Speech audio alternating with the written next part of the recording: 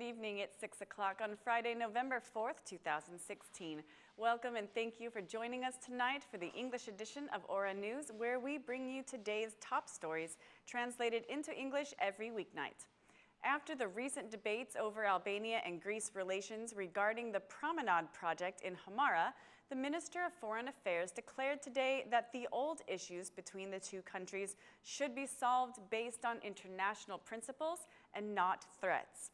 The minister made the statement during a press conference with his Ukrainian counterpart.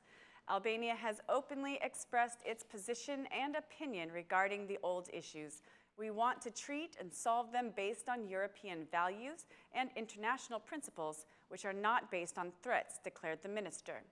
The Ukrainian Minister of Foreign Affairs was asked about Kosovo's recognition, and he declared that Ukraine has not recognized Kosovo as an independent state because Russian officials compare Kosovo with Crimea. The reason why Ukraine has not recognized Kosovo as an independent state relates to Russia.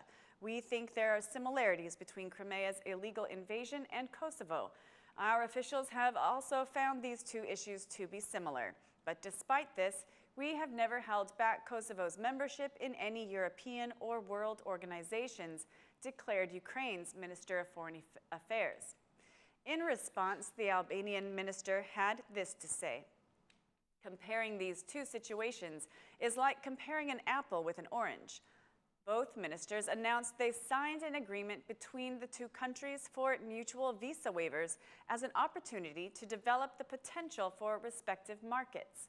This is the first visit of a Ukrainian official in Albania since the conflict outbreak with Moscow.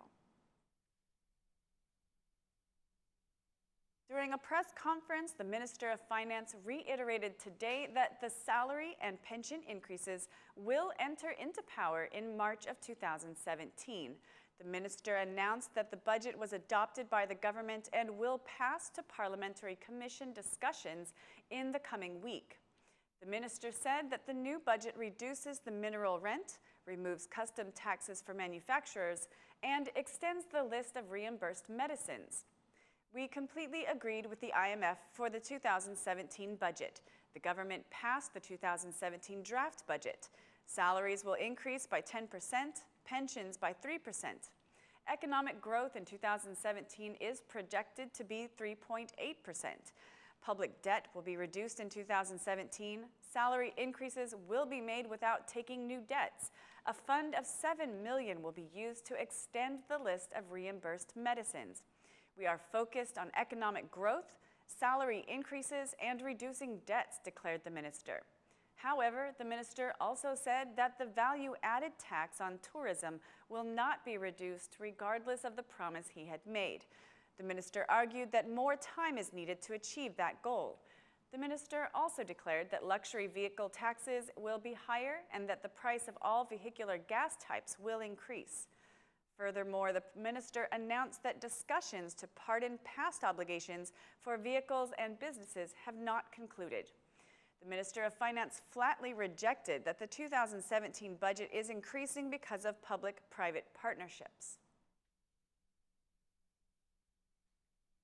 The head of the Supreme State Audit asked the government to accelerate the compensation process for the former politically persecuted. Regarding an audit made by the State Supreme Audit in the last 8 months, the government has distributed only 1/3 of the compensations to the formerly persecuted. The head of the Supreme State Audit declared that frequent changes made to the law and process delays have had a negative effect on the morale and financial rehabilitation of these people who suffered more than anyone from the communist regime. Compensation for the formerly persecuted has not been realized. The government has frequently changed the compensation process. Compensation is being delayed past the imposed deadline. The Ministry of Finance should add funds for the compensations. The government is far from meeting their legal and constitutional obligations, the SSA head declared. The head of the Institute of the Formerly Persecuted put an emphasis on the employment of this group.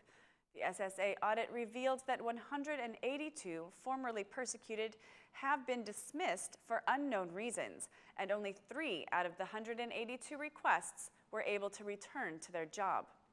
The law says that this group should be treated with priority when it comes to employment, but in reality, the formerly persecuted are not being treated with priority, he said. Meanwhile, the director of the Sector Against Communist Crimes declared that there is no data for the number of children of the formerly persecuted, preventing them from benefiting from the compensation. State Supreme Audit's activity is the extension for auditing public institutions and the way public funds are being used. The OSCE ambassador, Bernd Borchardt, was in Kocha today to monitor the reform implementation of probation services for minors. While there, he commented on the judicial and electoral reforms. The ambassador drew the attention of Albanian lawmakers, declaring that the judicial reform cannot be done by only gathering the commission in Tirana. The ambassador offered the OSCE expertise for the electoral reform. The pilot project, Justice Without Delays, which is being implemented in Kocha, is an example that the judicial reform cannot be made only with commissions and documents in Tirana. The reform is made for citizens' real life, so in order for the reform to be efficient, it should be comprehensive. The laws and organizations are being restructured, but measures should be taken to increase the people's trust in the justice system, declared the OSCE ambassador. Regarding the electoral reform, the ambassador said that the parties have not prepared a final draft, even though there have been many suggestions. We have received many suggestions. We have agreed to offer our assistance to the Parliamentary Commission as they prepare the joint draft, said Borchardt. Democratic Party Chairman Lulzam Basha held a 4-hour meeting with academics, media representatives, and civil society representatives. Free and honest elections, drugs, and organized crime were the discussion focus. After the meeting, the DP chairman encouraged those attending to create what he called an alliance against drugs and crime. We discussed 3 main problems. During this meeting, I mostly listened. I feel encouraged from this meeting that together we can create a large, solid alliance to fight against crime and cannabis and guarantee free and honest elections, the DP chairman said. According to Mr. Basha, the organized crime and state corruption are not a concern only for the Democratic Party, but for all Albanian citizens. The former Socialist Party MP Cochoka Kadima gave a press conference today in response to the U.S. ambassador mentioning his name amongst the corrupt politicians.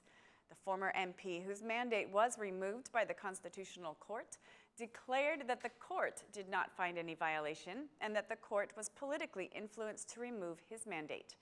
The Constitutional Court did not find any violations against me. I have not been judged and I have not been declared guilty. I have not been judged as corrupt. The U.S. ambassador says I am corrupt without evidence.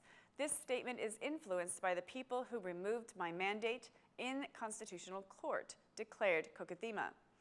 The former MP criticized the U.S. ambassador's role in the judicial reform negotiations, declaring that Albania cannot be treated as a protectorate. Albania is an independent state, and we want to be respected as such. Albania cannot be an aspirant country for the EU and a protectorate at the same time. The reforms cannot be imposed, added the former MP, who went further, declaring that the foreign ambassador influenced the Albanian MP's vote in parliament, even using blackmail. Mr. Kadima emphasized that the citizens are the ones who will decide their political careers, not politicians, declaring that he will continue to be part of the Socialist Party. That's all for our English edition this evening. Please join us again Monday through Saturday at 6 p.m. for your local news in English. My name is Mari, and on behalf of Aura News, thank you and good night.